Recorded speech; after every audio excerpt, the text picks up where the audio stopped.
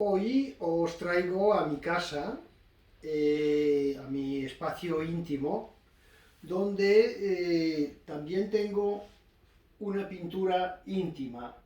Una pintura del año 88 que siempre he tenido en presencia en mi casa y que con el tiempo he ido entendiendo ciertas cosas que quizás, por suerte, en el momento de pintarlas no era consciente.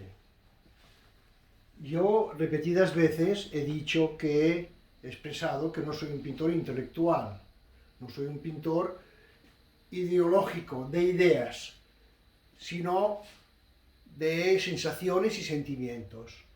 Es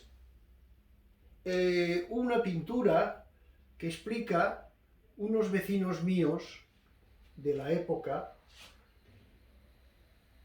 El piso de arriba es una chica que vivía, supongo que sola, y que tenía una casa despreocupada, no decorada, sino con los objetos que a ella le apetecían. Era como una bohemia, pero que miraba la televisión. Los vecinos de abajo,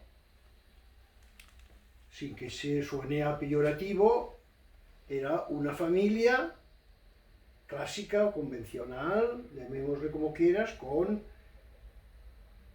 el niño o la niña que hace los deberes, un cierto purito de decoración, por ejemplo, con una lámpara de Joe Colombo, muy de la época, plantas decorativas de interior, plantas en las jardineras. Y el tratamiento no era un tratamiento de descripción de una realidad, era la sensación de una realidad, la visión de una realidad. No era una descripción a distancia,